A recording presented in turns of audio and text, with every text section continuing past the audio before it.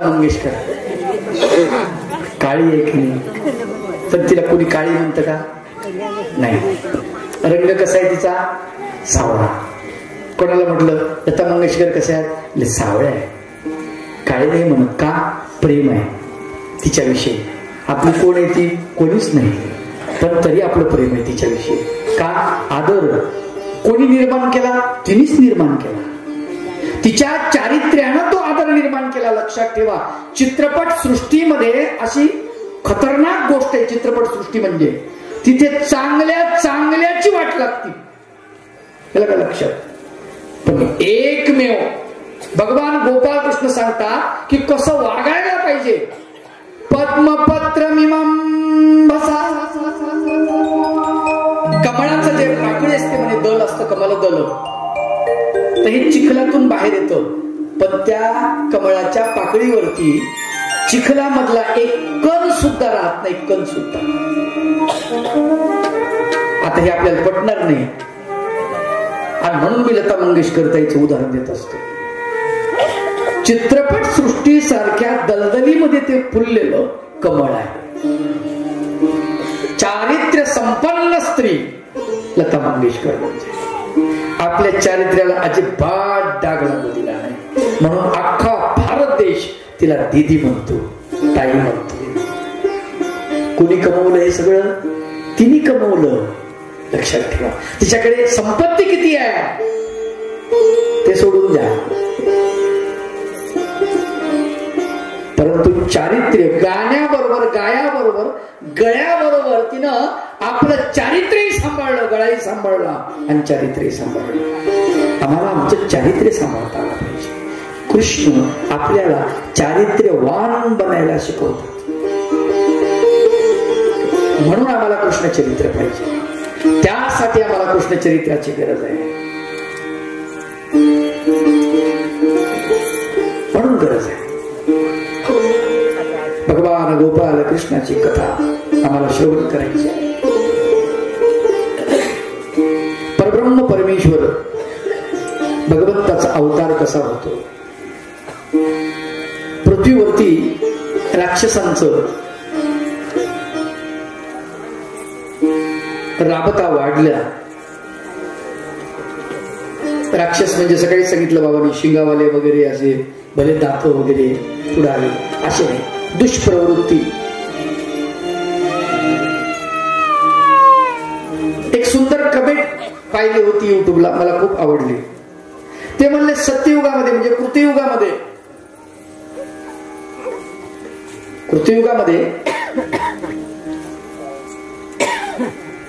देव म्हणजे देवलोक हे स्वर्गात होते म्हणले, आणि पृथ्वीवर माणसं होती पण हे देवासारखी होती. नंतर पुढे दुसरं युग आलं म्हणले कृष्ण भगवंताचं. तिथे देव आणि दानव सोबतच राहायला लागले म्हणे. पांडव हे देवाचं प्रतीक आहे आणि दुर्योधनादी कौरव हे दानवाचं प्रतीक आहे. पृथ्वीवर एकाच ठिकाणी राहायला. आता कलियुगामध्ये दानवाला राहायला जागाच नाही. आता दानव आपल्यामध्येच राहतो,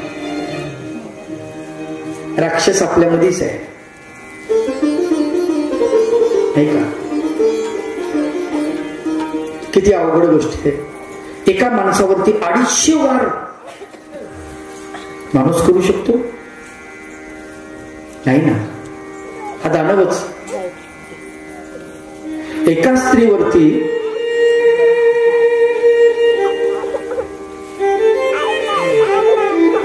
एसटी मध्ये बलात्कार होतो, 11 जण तिच्यावर अत्याचार करतात. ती माणसं आहे? दानवच आहेत ना.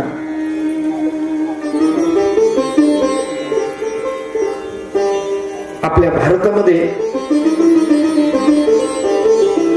रात्रीच्या वेळेला एकटी स्त्री जाऊ शकेल? सांगा. नाही जाऊ शकत. तुम्ही सुद्धा म्हणता नाही जाऊ शकत. जपानमध्ये आज आजच्या घडीला स्त्री टॅक्सी ड्रायव्हर आहे. भारतातला एक पत्रकार गेला जपानमध्ये, तिथे गेल्यानंतर त्या पत्रकाराने टॅक्सीला हात दिला. रात्रीचे मध्यरात्र झालेली, उतरल्यावर टॅक्सीला हात दिला. टॅक्सी थांबली, हा बसला. बसल्यावर लक्षात आलं एक स्त्री आहे. त्याने संभाषण सुरू केलं. ते म्हटले तुम्ही स्त्री आहात आणि टॅक्सी चालवता? ती म्हणाली हो, मैं टैक्सी चलाती हूं. डर नहीं लगता? बोले डर क्या होता है? मैं आदमी हूं, तुम औरत हो, रात हो गई है, टैक्सी में हम दोनों अकेले हैं, मैं कुछ भी कर सकता हूं, ऐसा तुम्हें डर नहीं लगता? काय म्हणावं त्या जपानच्या स्त्रीने, 27-28 वर्षाची ती स्त्री, तरुणी. ती म्हणाली आप मुझे खाली टच करके देखो, हाथ लगा के देखो, मेरा जापान तुमको जलाकर खाक कर देगा. किती देश प्रेम आहे तिचं, देशावरती किती विश्वास आहे. आपली स्त्री असं म्हणू शकते का? नाही. मेरा गांव तुम्ही छोडेगा नाही असं तरी म्हणू शकते का? ती असं तरी म्हणू शकते का?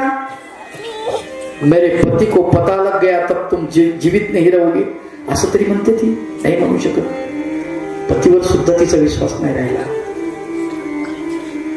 कुठे चाललो आपण?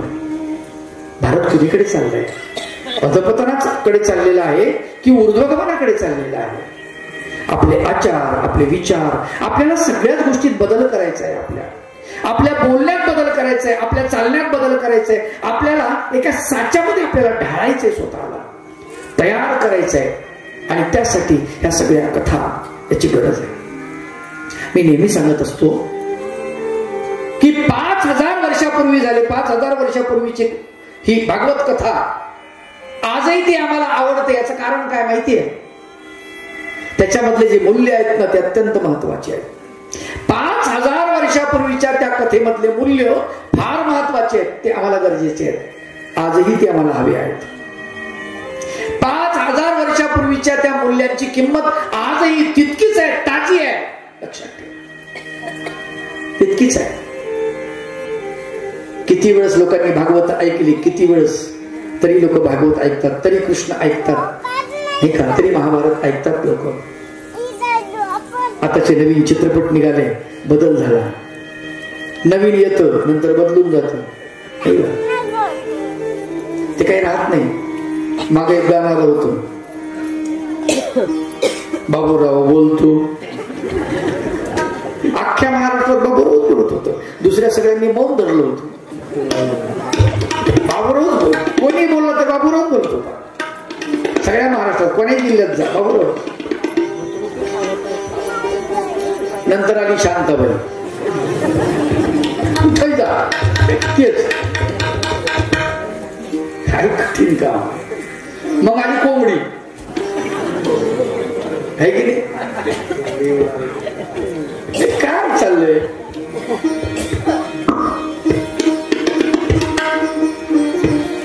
मला सांगा, आपण आपल्याला तयार करायला पाहिजे ना. गेली कोंबडी, पळाली, आता राहिली नाही. हे असंच आहे, सिझनेबल आहे, सिझनेबल. आपला फोटो आपल्या घरात सुद्धा कोणी लावणार नाही. काय म्हणतो लक्षात ठेवा. मी आपण मेल्यानंतर एक पिढी आपल्या पोरानं जर आपला फोटो ठेवला घरात तर म्हणावं खूप झालं. आपला नातू आपला फोटो काढून कोपऱ्यात टाकणार, आपला पंतू तोच कोपऱ्यातला फोटो, ही काय अडगळ आहे म्हणून ओखांड्यावर फेकून देणार. का? कारण आपलं कामच तितकं महत्वाचं नाही ना.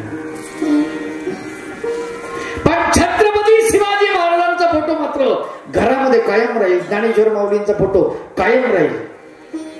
विवेकानंदाचा फोटो कोणीच काढणार नाही, त्याला हात लावायची कोणाची पिशाच नाही, ताकद नाही. चक्रधर भगवंताच्या फोटोला कोणाला स्पर्श करायची ताकद नाही का?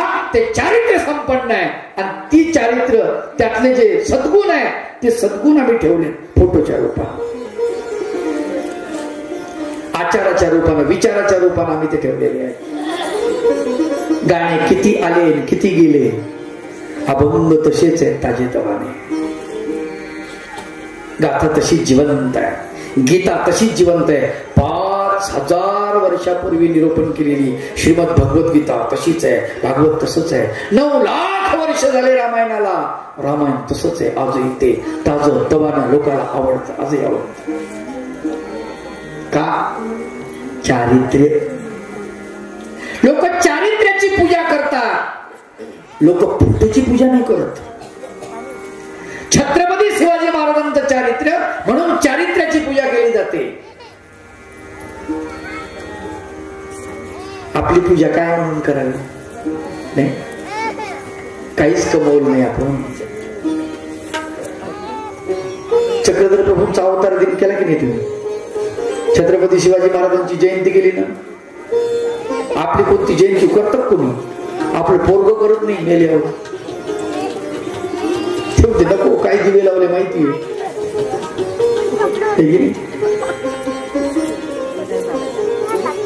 एकदा भगवंताचं भजन करू म्हणजे तुमची मरगळ थोडीशी झटके.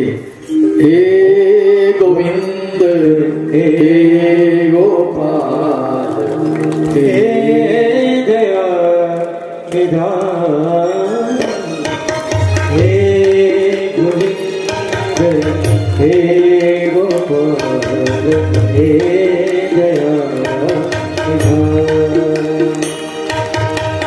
हे गोविंद हे गोपाल हे दया निधान, हे गोविंद हे गोपाल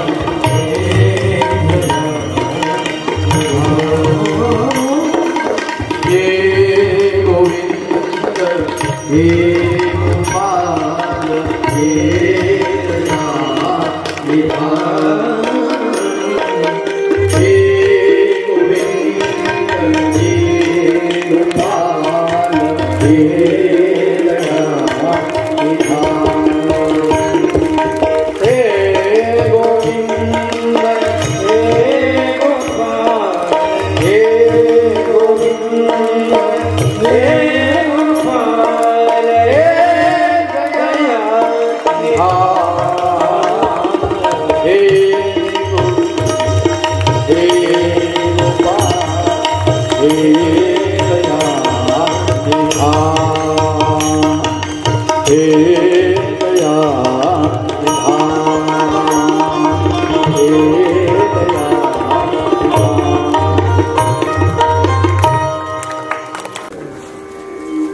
पृथ्वीनं गायीचं रूप धारण केलं, ब्रह्मदेवाकडे गेली. त्राईमाम ब्रह्मदेवाय नमः त्राईमाम, माझं रक्षण कर. आजही पृथ्वीची अवस्था तशीच झालेली आहे. पृथ्वीला आपण अनेक छिद्र पाडलेली आहेत. त्याचं पाणी उपसून घेतो आपण, कोळसा काढून घेतो आपण, डिझेल काढून घ्यायला लागलो, पेट्रोल काढून घ्यायला लागलो आपण, हिरे काढले, कोळसा काढला, माणिक मोती. पृथ्वीच्या पोटामध्ये जे जे धन असेल ते सगळं ओरबडायला सुरुवात केलेली आहे. खनिज संपत्ती, जंगल संपत्ती सगळी संपून टाकायला सुरुवात केली. आपल्यासाठी येते, परंतु आपण ती खतम करतो आहोत. पृथ्वीनं गायीचं रूप धारण केलं म्हणतात आणि ब्रह्मदेवाकडे गेली आणि ब्रह्मदेवाला म्हणते मला वाचवा, याच्यातून सोडवा. काही खरं नाही. कारण दानवांचा वावर इतका वाढला होता की त्याच्यानं सज्जन माणसाला परेशानी झाली होती.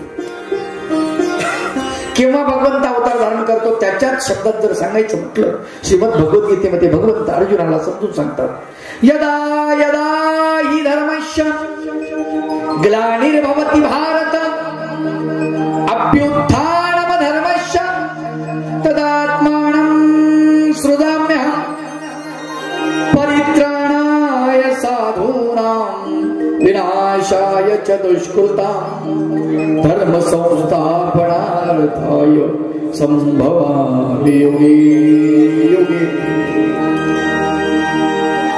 अर्जुना, प्रत्येक युगामध्ये मी अवतार धारण करतो म्हणाले भगवंत. का करतो? धर्माची स्थापना करण्यासाठी. दुसरी गोष्ट साधूंचं रक्षण करण्यासाठी. तिसरी गोष्ट दुष्टांचं निर्दालन करण्यासाठी. लक्षात घ्या बरं का, परमेश्वर कशासाठी येतात इथे, कशासाठी अवतार धारण करतात? दुष्टाचं निर्दालन, साधू सज्जनांचं रक्षण आणि जीवाचं उद्धरण. आलं का लक्षात? यासाठी भगवंत येत आहे. भगवंताने सांगितले. म्हणजे सज्जन माणसाला इथे खूप त्रास झाला होता. कोणाला देवधर्म करू देत नव्हते. आजही असंच आहे, सज्जनाला प्रचंड त्रास आहे. बघा तुम्ही, आपल्या महाराष्ट्रामध्ये तर खूप आहे. रस्त्यामध्ये कोंबडी लटकवलेली दिसतात, बकरे दिसतात. आपण धार्मिक लोक, वारकरी, महानुभाव, जे मांस भक्षण न करणारे, शाकाहारी सगळे लोक, यांना ते फार विचित्र दिसतं, वाईट वाटतं, पण काही करू शकत नाही. तो गुजरात मध्ये असं रोडवरती कोंबडं बकरं लटकून दाखवा ना, मग कळते. अरे आपली बॉर्डर आहे ना महाराष्ट्राची आणि गुजरातची, या गुजरातच्या बॉर्डरच्या आतमध्ये आपण शिरलो. महाराष्ट्राच्या पुढे तुम्ही सगळेजण द्वारकेला गेलात, तुम्हाला माहिती आहे तिकडे रोडवरती एकही कोंबड लटकलेलं दिसत नाही. असं ठेवलेलं समोर गल्लीवर एकही बकरं लटकवलेलं दिसत नाही. तिकडचे लोक खात नाहीत का? खातात, पण मोदीचा धाक प्रचंड आहे. खा, रस्त्यावर नाही दिसलं पाहिजे. तुम्हाला काय करायचं ते करा, तुमच्या खाण्यावरती आमचं बंधन नाही. इकडं म्हणजे असं आहे, आपलेच लोक असे म्हणतात, आणि मग त्यानं काय करावं. आता एक जण मला भेटला डोकं लावणार, तर मलाही डोकं लावतात लोक. बाबा मग माणसानं बकरे कोंबडे नाही खाल्ले तर मग त्यांची संख्या वाढल्यावर काय होईल? मला वाढल्यावर तुला खातील.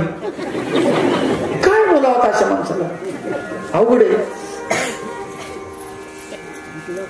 बरं, कोंबड्या आणि बकरे याला मालक कोण आहे सांगा बरं. पटपट बोला, समारोपाकडे जायचं, आपली कथा संपवायची. याला मालक कोण आहे? मालक खटीकच आहे. किती जणांच्या घरी बकरे आहेत? अय माया हो, तुमच्या पाया पडून सांग, बकरे ठेवू नको बरं, बेकार आहे ते.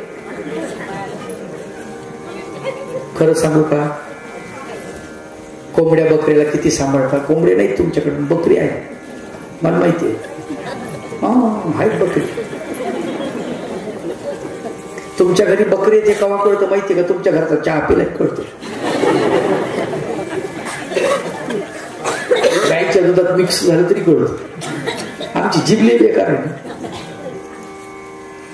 एक लक्षात घ्या, बकऱ्याला मोठं झाल्यानंतर खाटीकच वाढली. बरं, किती प्रेमानं सांभाळता त्याला तुम्ही, उचलून घेता लेकरासारखं, नाही लाड करता. आणि ते मोठं झालं मग त्याची खाऊन पिऊन त्याला दष्टपुष्ट. ती कथा होती फार चांगली. लहानपणी ते रस्त्याने चालली म्हातारी, आणि चालली म्हातारी, वाघ आला आळवा. वाघ म्हणला, म्हातारी तुला खातो आता. आणि म्हातारी म्हणते, असं काय करतो बाबा, मी लेकीकडे चालले, लेकीकडे जाईन, तो रोटी खाईन, चांगली जाडजूड होऊन येईन, मग मला खा. आहे कथा सोडून द्या. पण तसं आपलं काम झालं की नाही. तर कोंबड्या बकऱ्याला खूप जाडजूड करायचं आणि मग त्याला खटकात विकायचं, आणि त्याचे पैसे आले, त्याची नथ बनवायची, कानातलं बनवायचं. कोणासाठी?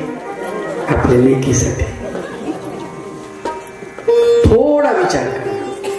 मी वाईट तुम्हाला म्हणणार नाही, तुम्ही खूप गरीब आहात, तुमच्याकडे पैसा नाही, मला माहिती आहे. पैसा तुमच्या हातात राहत नाही हेही मला माहिती आहे. पण एक लक्षात घ्या, ज्या बकऱ्याला तुम्ही विकलेला आहे त्या बकऱ्याच्या पैशावरती तुम्ही मुलीच्या कानामध्ये, नाकामध्ये, हातात दागिने केले, मुलीच्या लग्नाला लावलं, तिला साडी आणली तुम्ही चांगली, त्या पैशावरती तुमच्या मुलीचं भलं झालं पाहिजे असं तुम्हाला वाटतं ना? कसं होईल मला सांगा? होईल का? तुम्हीच सांगा, तुम्हीच उत्तर द्या. मी नाही बोलणार याच्यावर, तुम्हीच उत्तर द्या. कारण ज्या बकऱ्याची हिंसा होते त्याला मारलं जातं, त्याच्या मानेवरती सुरी फिरवली जाते, त्याला पाणी पाजून त्याला मारलं जातं, मोठ्यानं आरडतं. त्याच्या आईला बोलवत ते, आपल्या मुलीला असं जर कोणी जाळून मारलं, आपली मुलगी मी आरडती ना,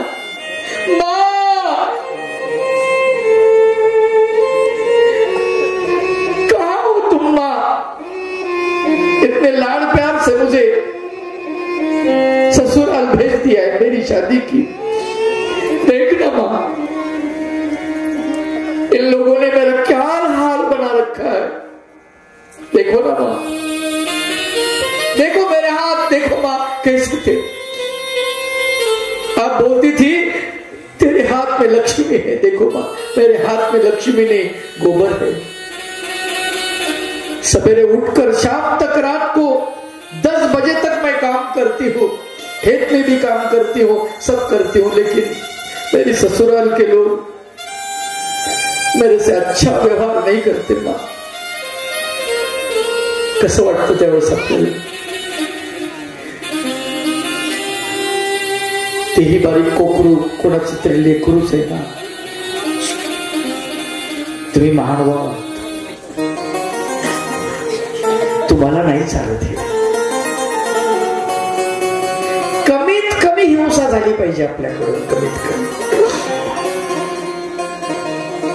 अरे भगवान गोपाळ कृष्णाने युद्ध केलं, युद्ध केल्यानंतर पुढच्याला मारलं तर पुढच्याला रडून मारलेलं नाही, हसवून मारलेलं आहे. त्याला आनंद देऊन त्याला मारलेलं आहे. हे आपल्याला समजून घ्यायचं आहे.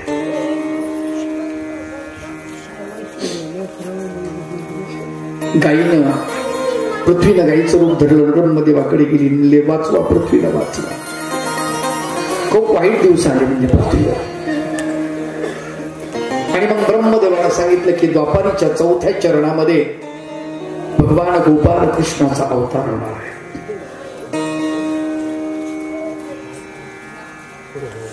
वसुदेव देवकीच्या पोटी भगवंताचा अवतार होणार अशी भविष्यवाणी झालेली आहे. पृथ्वीला सांगितलं तोपर्यंत तू सगळं सहन कर, तोपर्यंत सहन कर.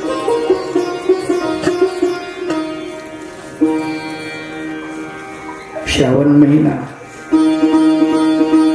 अष्टमी तिथी, बुधवार दिवस, रोहिणी नक्षत्र, आणि या दिवशी भगवान गोपाल कृष्ण यांचा अवतार झाला.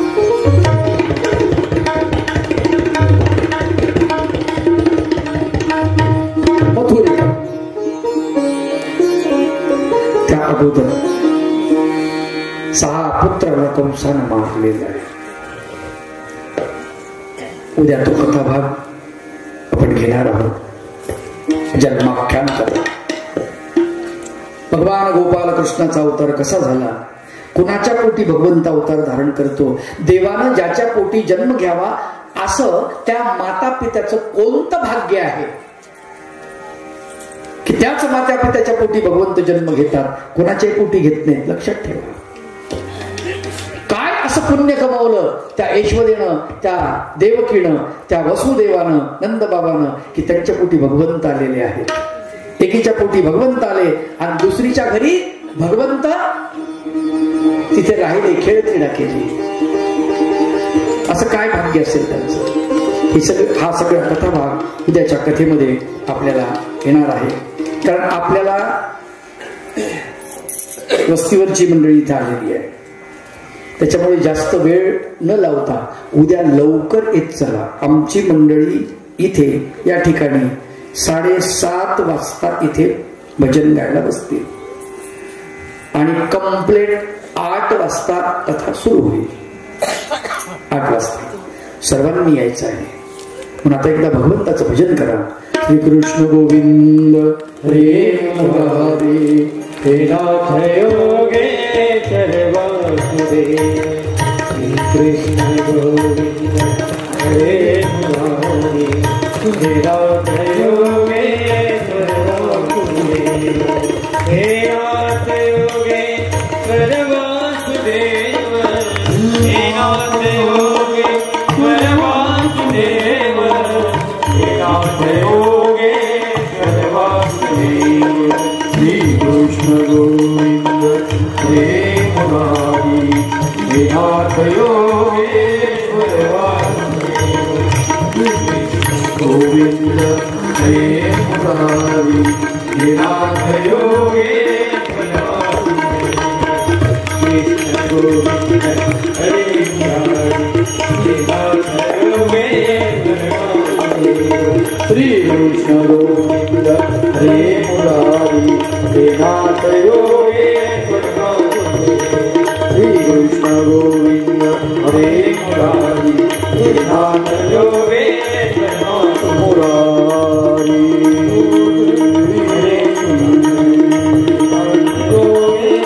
वासुदेव. श्री कृष्ण गोविंद हरे मुरारी हे नाथ योगेश्वर वासुदेव. कृष्ण गोविंद हरे मुरारी हे नाथ योगेश्वर वासुदेव. राजमुद्रा मंडळ या मंडळाला मी विनंती करतो की त्यांनी आरती लावावी. आरती होईल. सर्वांनी उठून उभं राहायचं आहे. आरती घ्या. आणि प्रसाद वगैरे आणलाय का? साखर वगैरे काही किंवा नाही का? बरोबर. कुंजविहारी की गिरिधर कृष्ण मुरारी. आरती कुंजविहारी की गिरिधर कृष्ण मुरारी. गले वैजंती माला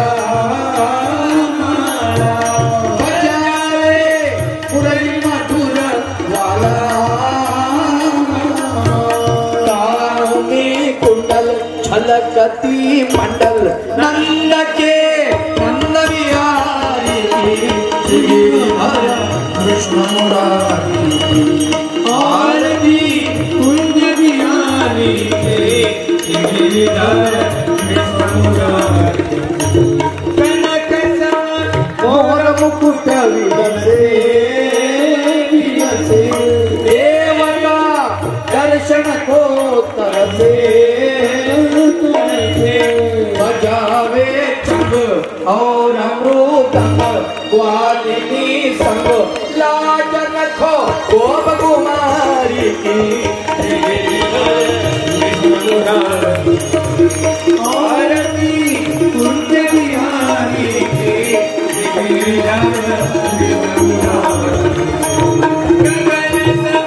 कांति झलक